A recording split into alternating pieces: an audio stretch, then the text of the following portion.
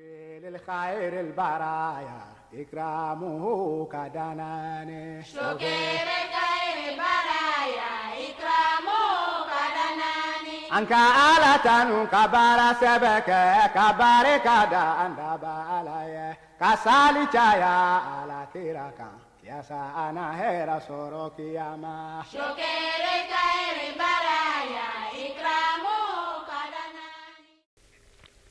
A'ouzou billahi minash shaitani rajim, bismillahir rahmanir rahim. Fidèles téléspectateurs de la MTA francophone, assalamu alaikum wa rahmatullahi ta'ala wa barakatuh. Aujourd'hui, nous aborderons un thème qui nous revient de façon récurrente, le mal, comment l'éradiquer de nos sociétés. Les mots qui minent nos sociétés aujourd'hui sont nombreux et l'on essaie à qu'un se vouer. Alors, comment le résoudre? Les variables à cette équation sont nombreuses et avec nos différents invités, nous tenterons de les résoudre ou de donner, si vous voulez, des pistes de résolution. J'ai l'honneur de vous présenter Mourabi Absalam Touré, assalamu alaikum wa rahmatullah. Et à côté de lui, nous avons le frère Lami Ousmane, assalamu alaikum wa rahmatullah. Wa alaikum salam. Alors, merci d'être venu.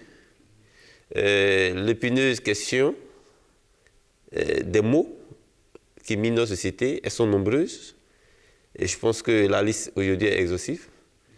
Très rapidement, Absalam Touré, quelle définition peut-on donner du mot mal et mal? A'ouzou billahi minash shaitanir rajim. Bismillahir rahmanir rahim. Comme vous venez de le dire, quand on parle du mot mal, c'est tout ce qui regroupe l'ensemble de tous les vices dans une société. C'est tout ce qui est contraire à un principe moral. Le mal, c'est tout ce qui est contraire à la vertu, tous les actes qui sont contre la vertu. Le mal, c'est tout ce qui est contre nature, tout ce qui est défavorable, tout ce qui donne une impression défavorable, tout ce qui est inacceptable aux yeux de tous. Voilà, le mal, c'est ce qui est, comment dirais-je, rejeté par toute la société. Voilà, les choses qui sont contre la nature, les choses même qui sont contre une moralité, les choses qui sont inacceptables. Voilà, donc le mal, de façon générale, c'est tous ces différents vices-là qui participent à, je pourrais dire, à la destruction d'une société. Voilà. D'accord. Tout ce qui est contraire au mal, tout ce qui est rejeté par la société, frère Lamien, comment aujourd'hui pouvons-nous éradiquer le mal? Quelle est la responsabilité individuelle ou je vais dire collective pour éradiquer le mal? Est-ce qu'aujourd'hui, tous ces mots qui nous minent, qui minent nos sociétés, pouvons-nous l'éradiquer? Et si oui, comment? Est-ce individuellement ou collectivement? A'ouzou billahi minash shaitanir rajim. Bismillahir rahmanir rahim. Alhamdulillah, nous savons aujourd'hui, comme le Mourabi l'a dit, qu'il y a des mots dans notre société. Et comment éradiquer ces mots-là de notre société est notre souci majeur. Chacun de son point de vue est en train de voir comment on peut essayer d'éradiquer ces mots. Maintenant, la question est de savoir si on doit le faire de façon individuelle ou de façon collective. D'abord, on doit juste savoir que l'éducation des membres de la société n'est pas du rôle de quelqu'un d'autre. Je vais dire même de l'État. L'éducation de la société revient à la société elle-même. Donc, c'est à nous-mêmes de nous éduquer ou, je vais dire, c'est à nous de pouvoir promouvoir le bien et nous éloigner du mal. Oui. Prenons l'exemple banal des ordures que nous jetons dans les lieux publics. Même dans les pays développés, les gens même s'abstiennent de jeter ces ordures-là dans la rue. Et même si d'autres le font, il y a au moins un service très dynamique pour pouvoir dégager la rue de ces ordures-là. Mais quel est le constat aujourd'hui dans nos pays, et pour ne pas dire dans les pays pauvres? Nous voyons que c'est la population elle-même qui détruit son environnement et elle s'assoit derrière pour blâmer maintenant l'État. Donc c'est nous-mêmes d'abord qui devons faire la force sur nous-mêmes pour pouvoir maintenir notre environnement propre. C'est en cela que nous pouvons dire que nous sommes en train d'éradiquer le mal de notre société. Ce que peut-être l'État peut faire ou le gouvernement peut faire, c'est de mettre des moyens de sorte à nous aider. Mais c'est à nous-mêmes de pouvoir prendre ce combat-là en main et non quelqu'un d'autre. Donc c'est un combat collectif. Collectif, pardon, non individuel. Un combat collectif, d'accord. Madame Salam Touré, vous nous attendre. Aujourd'hui, les mots qui minent nos sociétés, nous sommes tous inclus dans le dos, parce que ça revient à la société elle-même de pouvoir se prendre en charge et de mener des actions pour pouvoir y arriver. Faisant allusion au Saint-Coran, que préconise le Saint-Coran quant à un tel phénomène? Oui, effectivement, le Saint-Coran étant un livre parfait, préconise des solutions pour pouvoir être sauvé de ces différents vices-là. Le Saint-Coran, tout d'abord, confie la tâche aux aînés pour dire que quoi, si nous arrivons à un certain niveau où nous avons assez de mots dans nos sociétés, c'est dû à la négligence un peu de la responsabilité de la part d'un tout un chacun.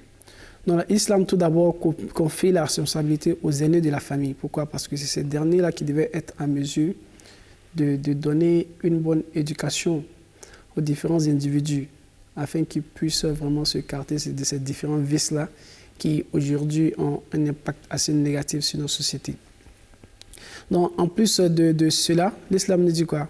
Que aussi au niveau individuel et collectif, l'homme devrait combattre le mal. Non pas par l'usage des législations restrictives, mais à travers quoi? À travers des admonitions répétées et des sages conseils. Voilà, ça c'est la solution que l'islam nous dit. À travers quoi? Les admonitions et des sages conseils. On est dans le Saint-Coran, nous avons dans le chapitre 3, verset 105 qui dit quoi? Et qu'il se trouve parmi vous des groupes qui appellent au bien et qui enjoignent la vertu et qui interdisent le mal. Eux sont ceux-là qui prospéreront. C'est ceux qui prospéreront sont qui?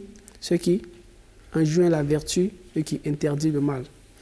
Donc, vous voyez un peu l'islam, ce qu'elle nous dit, c'est qu'il faudrait qu'il y ait des gens parmi nous qui aient cette responsabilité-là. Ils prennent cette responsabilité-là de faire quoi?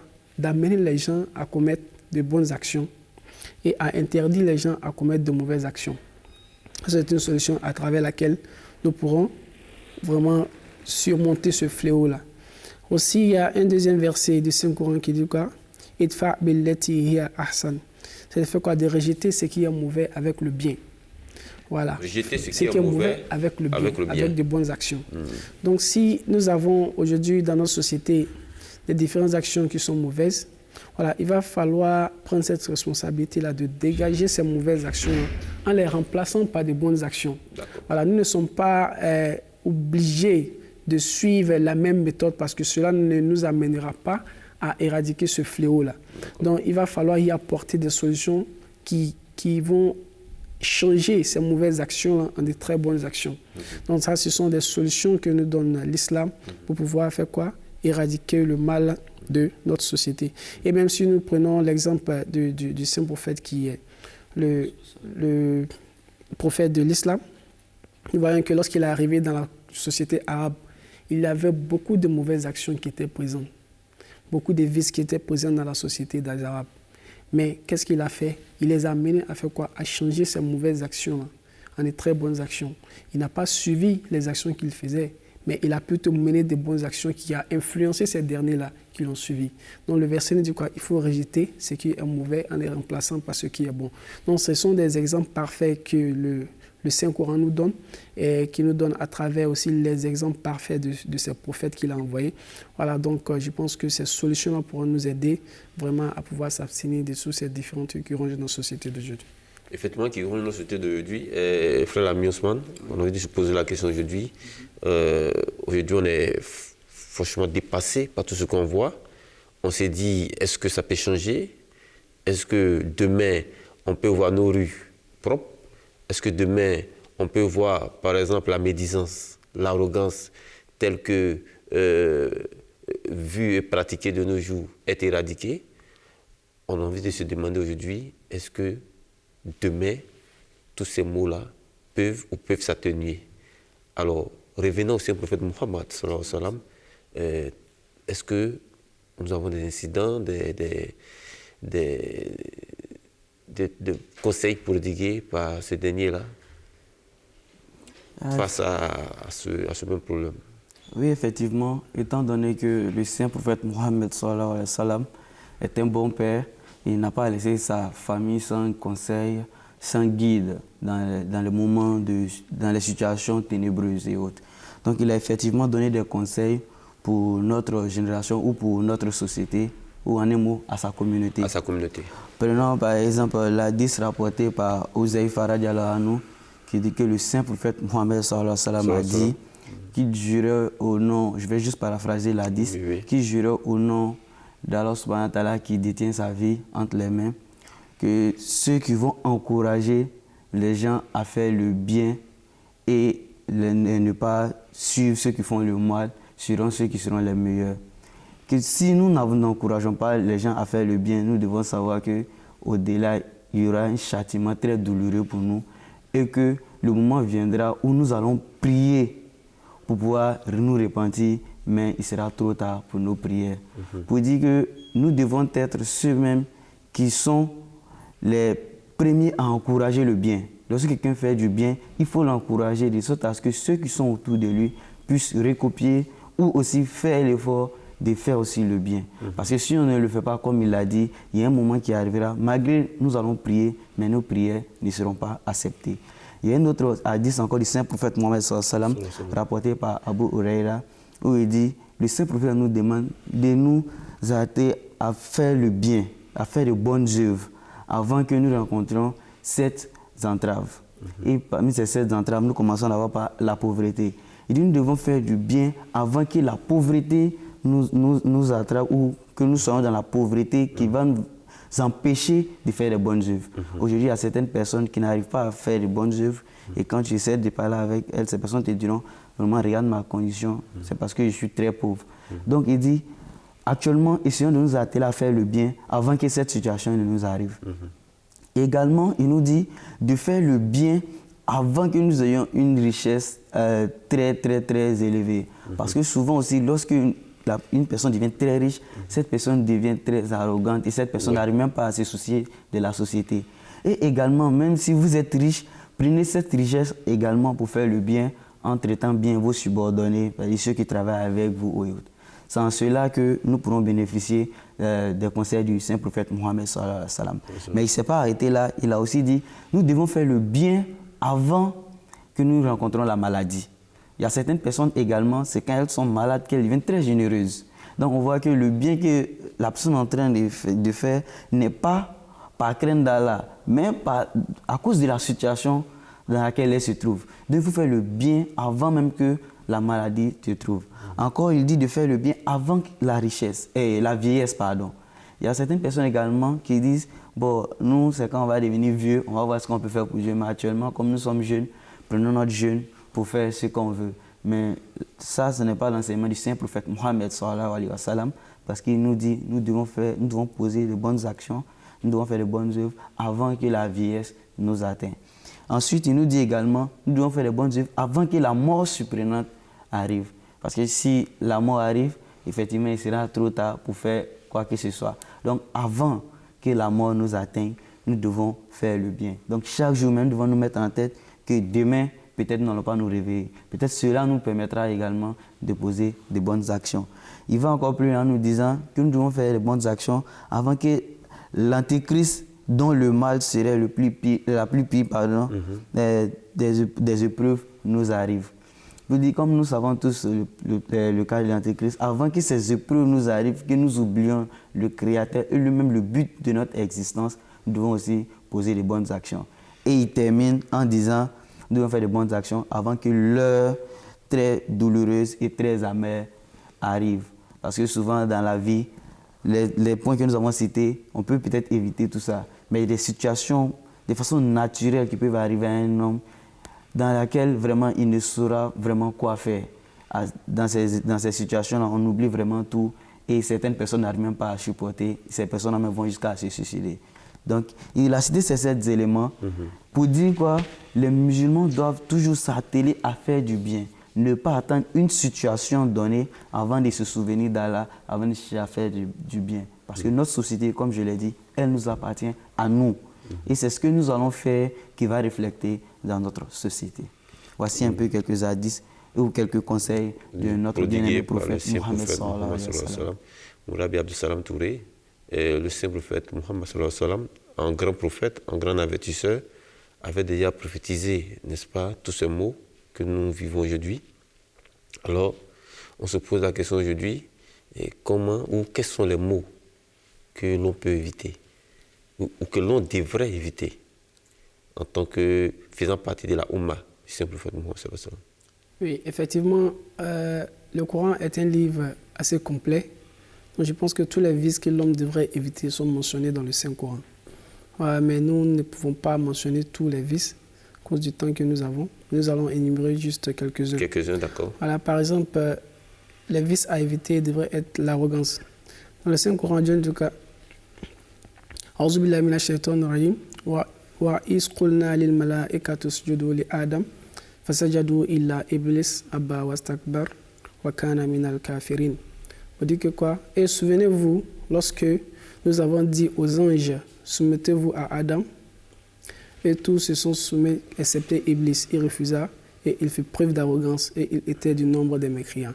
Qu'est-ce qui a amené Iblis à être écarté des faveurs d'Allah subhanahu wa ta'ala? C'est quoi? C'est l'arrogance. Donc, tout homme qui inculquera en lui l'arrogance sera aussi écarté des bienfaits d'Allah subhanahu wa ta'ala. Donc l'arrogance est un vice, un mal que l'homme devrait vraiment éviter dans la société. Nous avons aussi un deuxième qui est quoi? Qui est l'envie. Wa min sharri hasidin iza hasad, qui nous est donné dans le chapitre 113, verset 6. Pour dire que quoi? Il faut être contre le mal de l'envieux lorsqu'il envie. Quand on parle de l'envie, c'est l'envie dans le mauvais sens. Voilà, l'envie de copier quelque chose qui n'apporte rien de bon. Par exemple, le Saint-Coran dit quoi? Il faudrait compétir l'un avec l'autre dans quoi? Dans le bien.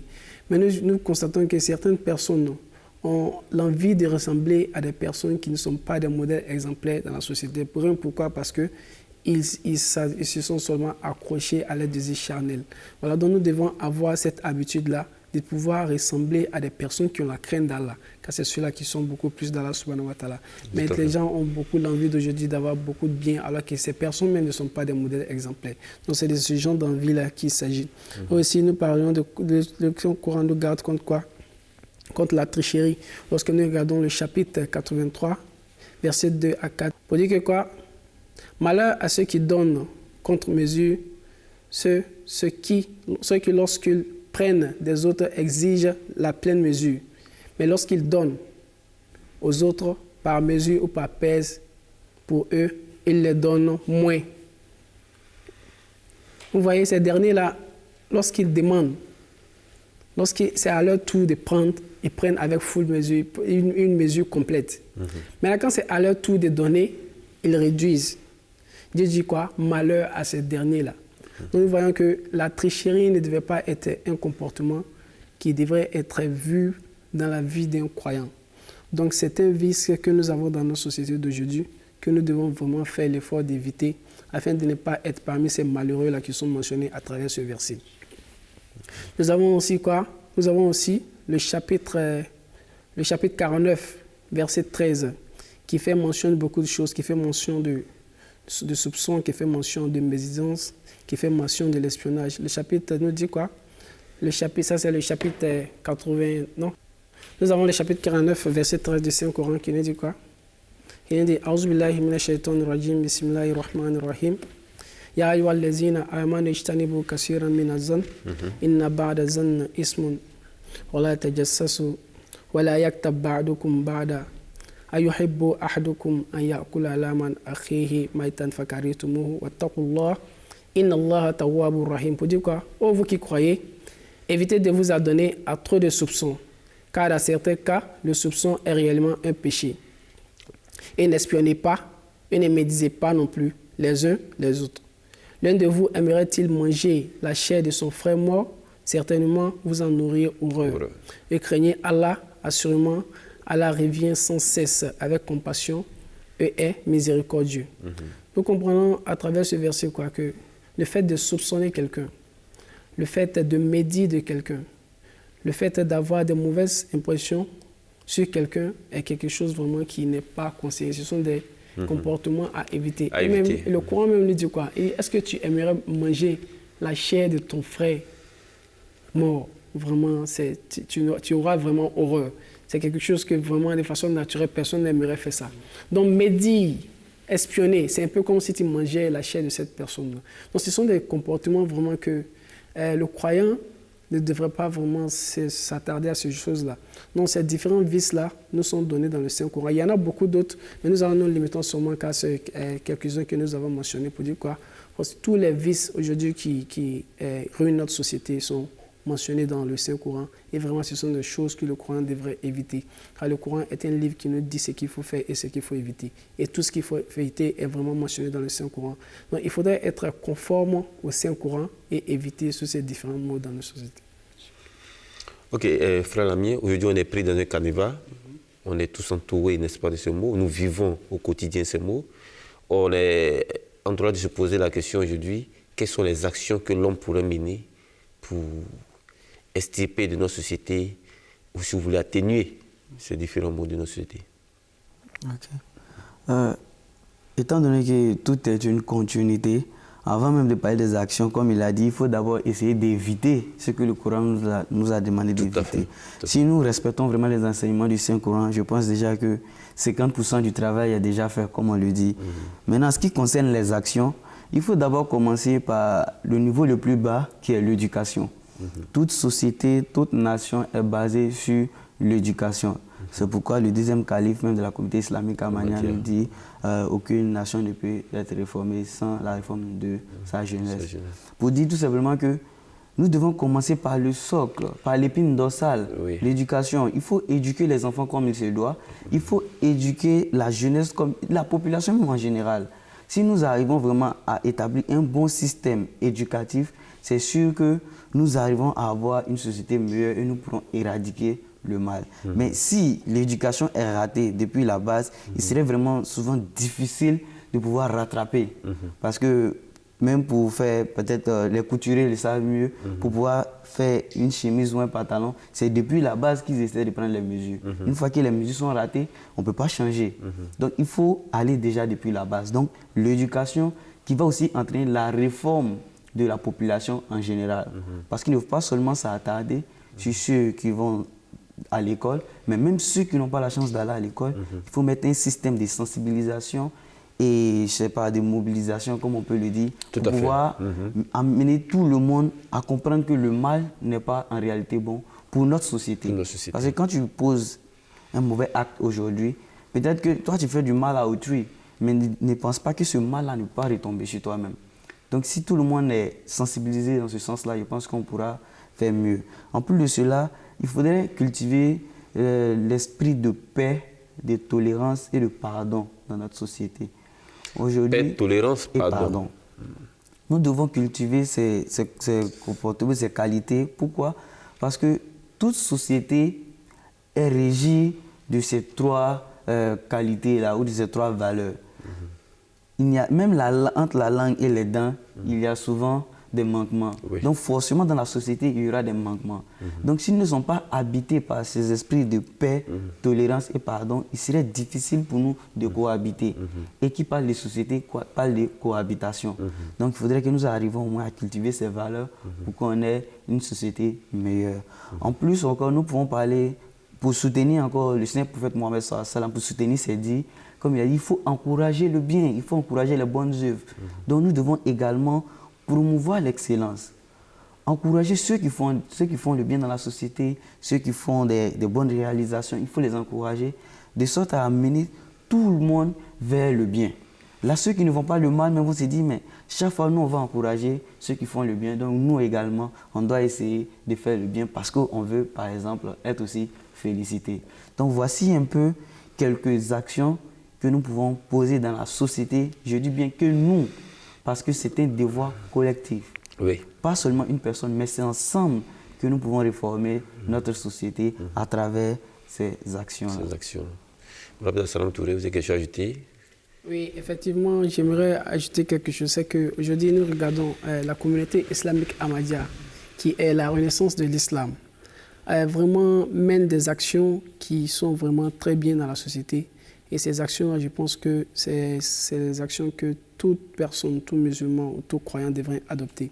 Par exemple, lorsque nous regardons le calife de la communauté islamique Ahmadiyya, qui à chaque moment fait appel aux leaders politiques, aux leaders religieux, et les donne des enseignements pour les ramener au bien-être de la société, les amène à comprendre que les actions qui sont bonnes aujourd'hui, qui pourraient être favorables à la paix, ce sont ces actions-là qui devraient poser.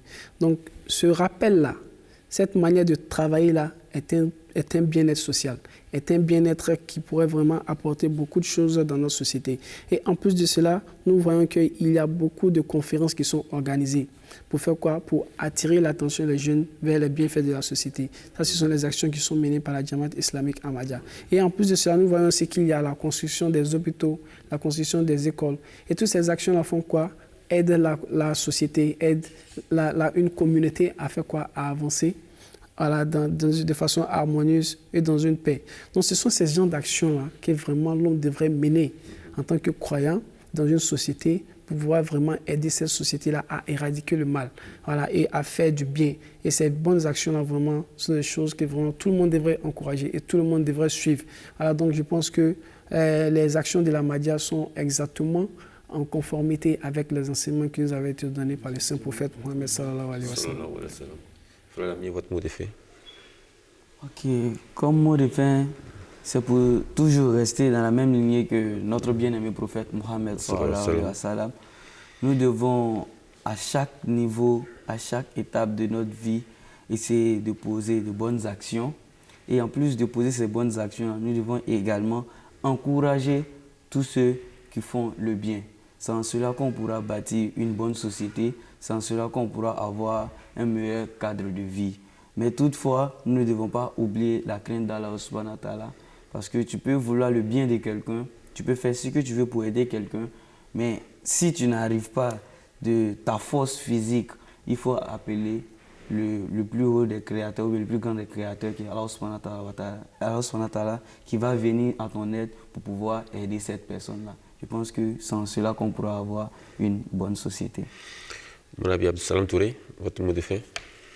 Ce que j'aimerais ajouter, c'est que, comme nous l'avons dit, l'éradication du mal de la société est vraiment quelque chose de collectif. Ce n'est pas la responsabilité d'une seule personne. Donc, tout un chacun, à son niveau, devrait vraiment faire l'effort comme il peut, de d'abord lui-même s'écarter de ces vices-là et aussi venir en aide à ceux qui sont en train de poser des actes qui détruisent notre société d'aujourd'hui à arrêter, que ce soit à travers des conseils, que ce soit à travers des prières. Il y a différentes manières de venir en aide. Donc, il faudrait tous se mettre au feu au moulin afin de pouvoir éradiquer le mal de notre société, qui est vraiment quelque chose de collectif. Et je pense qu'ensemble, si nous nous mettons ensemble et nous faisons beaucoup d'efforts, viendra un moment où nous pourrons vraiment nous écarter de tous ces différents vices qui rongent notre société d'aujourd'hui. Infiniment merci d'avoir répondu à notre invitation. Fidèles téléspectateurs de la MTA francophone, c'est ici que nous mettons un thème à notre entretien. Comment éradiquer le mal de nos sociétés. Les maux qui minent nos sociétés est un problème de société qui se pose et qui s'est toujours posé avec beaucoup d'acuité. Le retour aux enseignements religieux, aux valeurs islamiques, reste l'une des seules alternatives afin de voir une société paisible. Sur ce, assalamu alaikum wa rahmatullahi wa barakatuh et à bientôt pour un autre numéro de Ciel Nouveau.